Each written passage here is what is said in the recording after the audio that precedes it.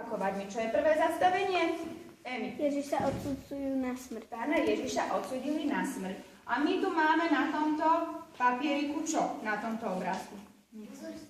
Výborne, pozor, semafor. Semafor má červenú, žltú alebo oranžovú a červenú. Tieto svetielka. A akú? Zelená, tá je tu na spodu.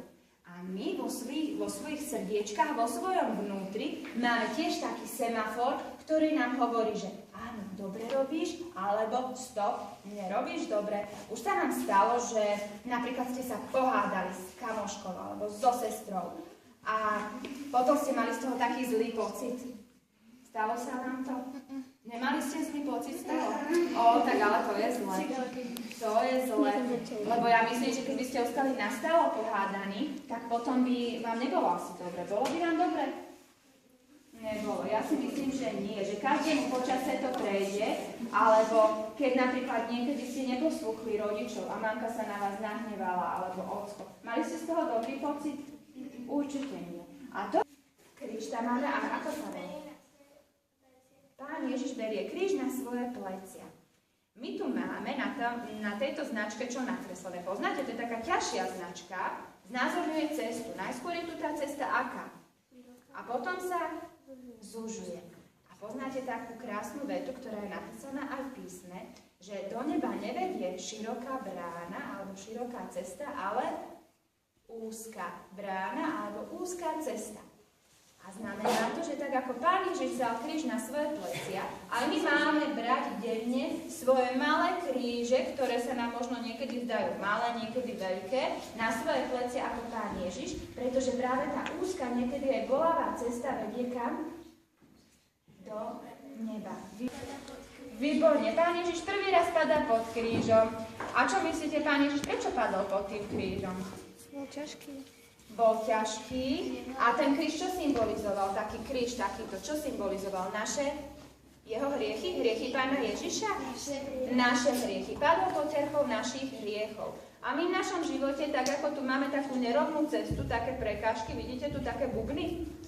Tak tie bubny znamenajú napríklad našu pýchu, našu neposlušnosť a mohli by sme ďalej ich ukazovať, keby išli. A práve takéto hriechy nás tiež pokladajú na zem. Pod vplyvom tých hriechov tiež padáme na zem. A so svojou mamkou Pánou Máriou. A táto značka, viete, čo znamená?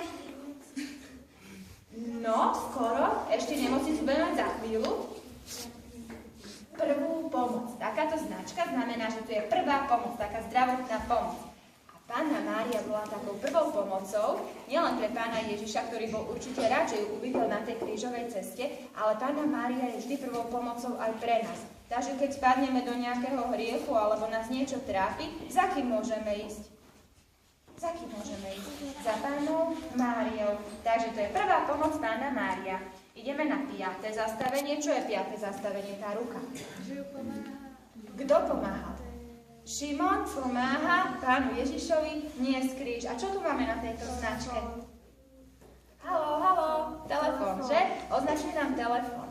A ten telefón znamená, že my si máme všímať volanie o pomoc, keď niekto okolo nás môže volať o pomoc. Určite nebude niekto kričať, že pomoc, pomoc, ale my môžeme ako vidieť, že niekto potrebuje pomoc. Keď čo? Keď je napríklad smutný, keď vidíme, že niekto má plné ruky niečoho, môžeme mu pomôcť. Takže máme si všímať takéto volanie o pomoc a byť ako Šimon, ktorý pomohol Pánu Ježišovi. Máme aj my pomáhať. Ideme teraz na ďalšie zastavenie, to je... Emi? Veronika podáva Pánu Ježišovi šatku. Výborne, Veronika podáva Pánu Ježišovi šatku. A Lukáško nám povedal, vidíš? Nemocnica, tu máme nemocnicu. Veronika bola takou nemocnicou, pretože, to len tak symbolicky hovorím, pretože podala Pánu Ježišovi šatku a pomohla mu. Pán Ježiš pod tým krížom bol veľmi doráňaný a po tvári mu čo stekalo? Z trňovej koruny. Krv. Výborne, Zuzka. Zákaz odbočiť. A viete, keď my niekedy odbočíme z cesty, ktorá vedie do neba.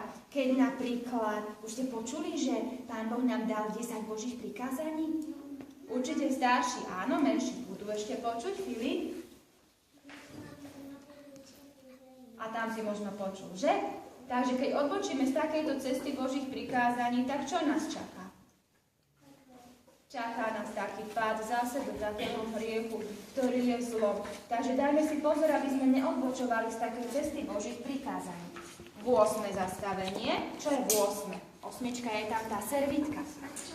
Pán Ježiš napomína pláčúce ženy. Napomína pláčúce ženy. A Pán Ježiš, hoci bol sám slabý, napomenul, aby im povedal, že neplačte nado mnou, ale uvedomte si, či náhodou vy nerobíte niečo zlé, čo môže spôsobovať bolesť aj mne pod tým krížom. Tretíkrát pod krížom. A my tu máme akú značku? Čo tam je? Sonička. Šmíka sa. A šmíka sa na akej ceste? Na takej, čo je rovná? Na takej, kde je nejaké nebezpečenstvo, že? A my keď sa dostaneme na nejakú nebezpečnú cestu v našom živote, keď nekonáme dobro, tiež môžeme dostať taký šmík a znova padnúť. Pán Ježiš padol tretíkrát pod krížom. Už bol veľmi vysielaný. Ale Pán Ježiš vstal alebo ostal ležať?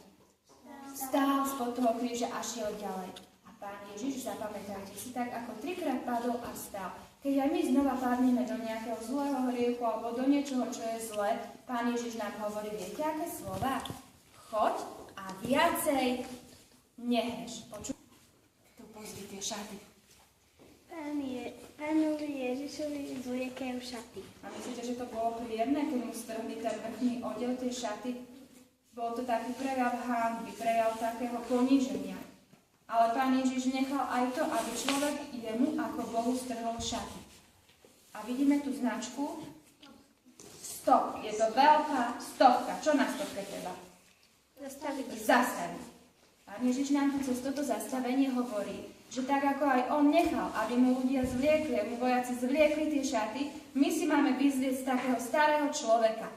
Človeka, ktorý robí hriech. To znamená, že vyzložme si všetky hriechy zo svojho srdiečka, to je tá stopka. Stop, vyzlieť sa zo všetkých hriechov a istou dobrou cestou. Teraz sa dostávame k 11.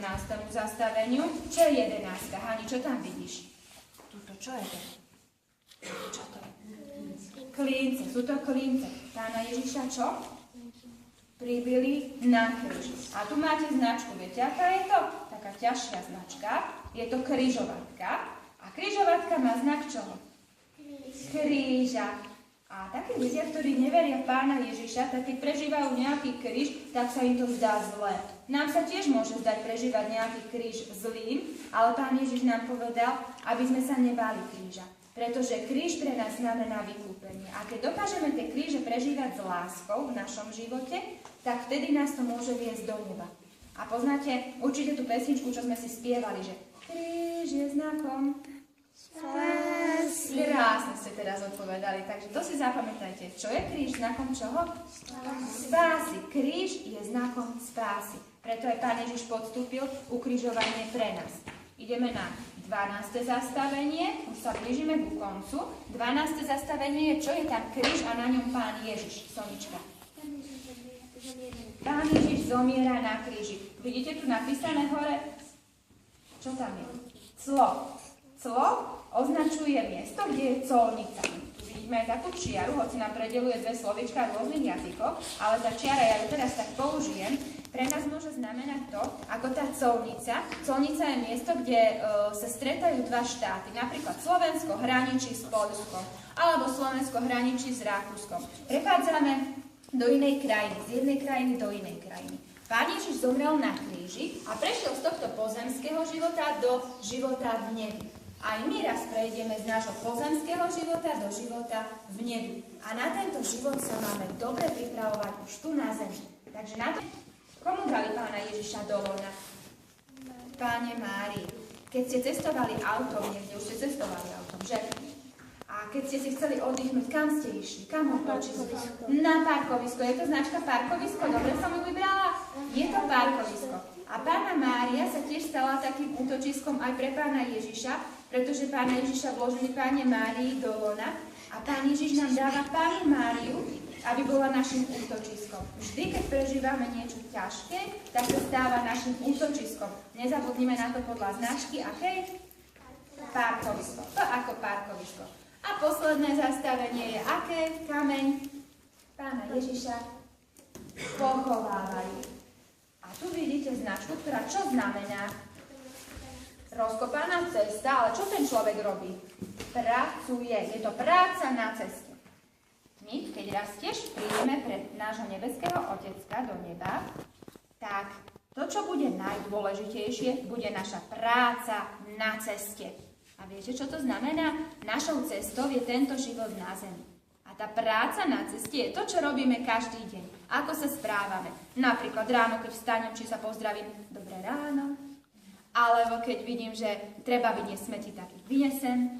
Alebo keď treba požičať nejaké pero spolužiačke alebo spolužiakovi, tak ho požičiam. To je naša práca na ceste. Netreba, aby sme robili obrovské skutky, ale aby sme robili malé skutky s veľkou láskou. To je naša práca na ceste, ktorá bude dôležitá, keď prídeme pred nášho nebeského Otecka. Cilili, teraz by bol zvonček, pretože